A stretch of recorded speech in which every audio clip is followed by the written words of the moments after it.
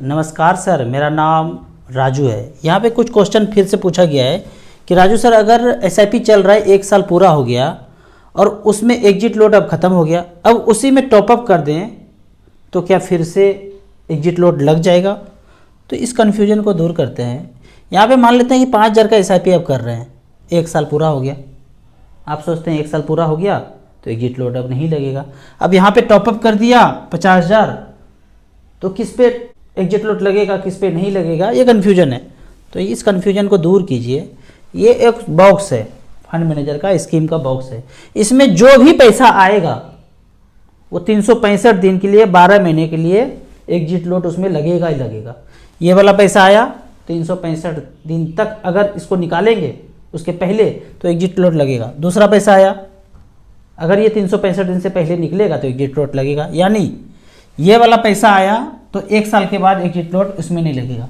ये वाला पैसा या इसको निकालेंगे तो इसमें 365 दिन के बाद नहीं लगेगा। अब ये वाला पैसा यहाँ पे टॉपअप किया, इसके पहले 1 साल किसका पूरा हुआ? सिर्फ इसका पूरा हुआ। इसका 10 महीना, 11 महीना, 12 महीना इतना ही पूरा हुआ है। तो हर पैसे को 12 महीना पूरा होना पड़ेगा। अब ये जो पैसा डाला इसको भी 12 महीना होगा, तब एग्जिट लोड नहीं लगेगा।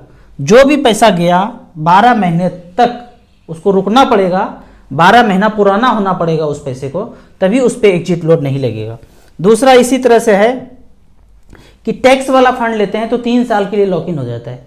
कोई भी पैसा आया वो 3 साल के लिए लॉक इन हो जाता है। यहाँ पे एक चीज़ जान लीजिए रिडेम्पशन के केस में, कि आप मान लीजिए 10 साल से इन्वेस्ट करते जा रहे हैं, अब आपको आज निकालना है तो कौन सा पैसा पहले निकलेगा? तो आंसर है जो सबसे पुराना यूनिट है, जो सबसे पहले खरीदा था वो अभी रिडीम होगा। पहले इस बॉक्स में बहुत सारा यूनिट है तो सबसे पहला 1 नंबर था, सबसे पुराना ये है तो ये रिडीम होगा। फिर उसके बाद ये पैसा खत्म हो गया और ज़्यादा पैसा निकालना है तो दूसरा नंबर, फिर तीसरा नंबर, फिर चौथा नंबर, फिर 5वां नंबर, फिर 6ठा नंबर, 7वां नंबर, 8वां नंबर, ऐसे रिडीम होगा। जो सबसे पुराना है वो रिडीम होगा। ऑल निकालना है तो ऑल एक बार में निकल ही जाएगा। लेकिन आप 10 लाख में से 1 लाख रुपये निकालना चाहते हैं और एसआईपी आप 5-5 हज़ार का कर रहे थे, तो 5-5 हज़ार करके 20 महीना में 1 लाख जमा हुआ, तो वो सबसे पहला वाला पैसा निकलेगा। अब टैक्स वाले केस में भी ऐसे है, आप 5-5 हज़ार का एसआईपी कर रहे हैं तो जो भी पैसा है वो 3 साल के लिए लॉक हो जाता है। 3 साल के बाद ही वो पैसा छूटेगा और निकलेगा। ये 5,000 डाला, ये 3 साल के बाद निकलेगा। ये वाला 5,000 डाला तो ये 3 साल के बाद निकलेगा।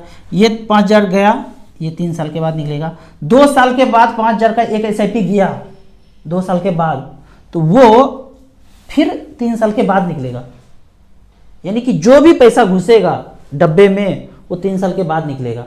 तो ये नहीं सोचना है कि एसआईपी में टोटल 3 साल तो जमा किया, तो जिसका लास्ट महीने जमा हुआ उसका तो कुछ पूरा ही नहीं हुआ, 1 ही महीना हुआ है, तो वो लास्ट वाला महीना भी 3 साल के लिए लॉक हो जाएगा। अब यहाँ पे एक क्वेश्चन है कि माइक्रो कैप म्यूचुअल फंड, ये माइक्रो कैप का क्वेश्चन पूछा गया है कि माइक्रो कैप में भी इन्वेस्ट कर सकते हैं, इस पर वीडियो बनाइए। ये माइक्रो कैप अभी म्यूचुअल फंड का नया नया चल रहा है, अब सब खत्म हो गया कैटेगरी, तो कुछ ना कुछ तो करेंगे। अब मुझे एक चीज़ बताइए, फंड मैनेजर है, उसके पास पहले से स्कीम है, पहला, दूसरा, तीसरा, और ये बॉम्बे स्टॉक एक्सचेंज में 5200 कंपनी लिस्टेड है, तो फंड मैनेजर के खोपड़ी में चल रहा होगा कि कुछ 4-5 स्टॉक है यहाँ पे जो बहुत अच्छा करेगा, माइक्रो कैप में है, उसको अभी नहीं खरीदते हैं, बाद में खरीदेंगे, कोई नया एनएफओ निकालेंगे तब खरीदेंगे, ऐसा सोच रहा होगा क्या? जैसे ही कोई कंपनी अच्छा लगता है, जो भी फंड है उसमें वो जाएगा। अब ये फंड मैनेजर है तो इंतजार नहीं करेंगे। अगर ये फंड मैनेजर इंतजार किया तो कोई और लेके बैठ जाएगा, वो शेयर का प्राइस ऐसे ही बढ़ जाएगा। तो ये सोचना कि माइक्रो कैप आएगा तब इन्वेस्ट करेंगे, ऐसा जरूरी थोड़ी है कि एनएफओ में जो माइक्रो कैप में जो जो स्कीम आया वो पहले वाले स्कीम में इसका नहीं होगा। मैं आपको उदाहरण के तौर पे यहाँ बताता हूँ कि यहाँ पे है, ये है निप्पॉन स्मॉल कैप, 172 स्टॉक इसमें है टोटल। दूसरा है एसबीआई स्मॉल कैप, इसमें टोटल 57 स्टॉक्स है, ये सब स्टॉक्स है। तो इसमें क्या माइक्रो कैप नहीं होगा? बिल्कुल ही है। तीसरा है डीएसपी स्मॉल कैप, तो क्या इसमें माइक्रो कैप नहीं होगा? 4-5 स्मॉल कैप ले लिए तो उसमें माइक्रो कैप, टैक्रो कैप सब आ गया। आपके पास ज़्यादा पैसा है, 1-2 हज़ार लगाना चाहते हैं तो कोई बात नहीं, लगा दीजिए। इतना ज़्यादा NFO में नहीं पढ़ना है, क्योंकि AUM कम है। मैं हमेशा बोल रहा हूँ, अभी आगे बताऊँगा, AUM कम है तो कितना बड़ा बवंडर है। अगला एक क्वेश्चन है कि स्टेप अप SIP कैसा है। स्टेप अप SIP क्या है, आपने 2000 से आज स्टार्ट किया और 500 रुपया का स्टेप अप कर दिया, तो अगले साल से 2,500 रुपया शुरू हो जाएगा, फिर उसके अगले साल से 3,000, फिर उसके अगले साल से 3,500। मैंने इन्वेस्टर में ये देखा है कि बेचारा 2-2 हज़ार रुपये मेंटेन करते थे, अब वो भूल गए कि कभी स्टेप अप का फॉर्म भरा था 500 रुपये का, अगले साल मेंटेन 2,000 ही किया और कटना था 2,500, तो SIP बाउंस हो गया काम से, बैंक चार्ज भी कटा 400-500, SIP भी बाउंस हुआ। तो ये सब तामझाम नहीं करना है। अब ऐसे चलते चलते चलते 5 साल में तो पता चला 5 या 6 हज़ार का SIP एक ही फंड में जा रहा है, ये तो बढ़ते जाएगा ना 500-500 रुपया, और एक ही SIP है, मान लो एक SIP लिया उसी में सब बढ़ते जा रहा है, जबकि ऐसा नहीं करना है। आपको कम से कम 5 से 10 म्यूचुअल फंड में, स्कीम में डाइवर्सिफिकेशन करना है, तो डाइवर्सिफिकेशन होगा। एक ही फंड में स्टेप अप करते गए तो सारा पैसा तो वहीं झोंका गया, ऐसा बिल्कुल नहीं करना है। तो यहाँ पे कुछ फंड है जो SIP इन स्मॉल कैप, आप पूछेंगे किसमें किसमें करें, तो ये मैंने कुछ लिस्ट चुना है। यहाँ पे हमने सेलेक्ट किया है small cap last 12 year, Nippon India small cap 2011 से लेके अब तक 5-5 हज़ार रुपये पर मंथ किया, 7,20,000 जमा हुआ, 34,84,000, 24% का रिटर्न। दूसरा फंड है SBI स्मॉल कैप, 23.24% का रिटर्न। ऐसा रिटर्न आगे मिलेगा कोई नहीं जानता है, ऐसा पिछले 12 साल में हुआ है।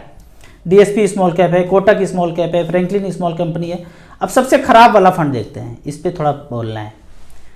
आदित्य बिरला स्मॉल कैप 3,300 करोड़ का पोर्टफोलियो है, 2011 से लेकर अब तक 5-5 हज़ार किया, 7,20,000 जमा हुआ, 18,31,000 बना है, 14% का रिटर्न यहाँ पे दिया है।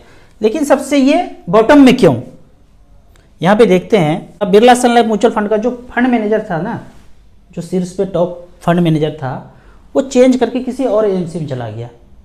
क्यों चला गया भाई, जाहिर सा बात है, कोई नौकरी क्यों छोड़ता है, कोई चेंज क्यों करता है, ज़्यादा पैसा के लिए। अच्छा पैकेज मिला, दूसरी जगह चल गया, तो अच्छा पैकेज कौन दिया होगा, वही दिया होगा जिसके पास ज़्यादा पैसा होगा। तो हो गया ना, ज़्यादा AUM जिसके पास है वो अच्छे फंड मैनेजर को बुला लेगा, और जिसके पास कम AUM है उसका फंड मैनेजर दूसरी जगह चला जाएगा। तो AUM ज़्यादा होने से बहुत बात है, एक्सपेंस भी कम है, इन्वेस्टर भी ज़्यादा है, डाइवर्सिफिकेशन भी अच्छा है, फंड मैनेजर भी अच्छा है।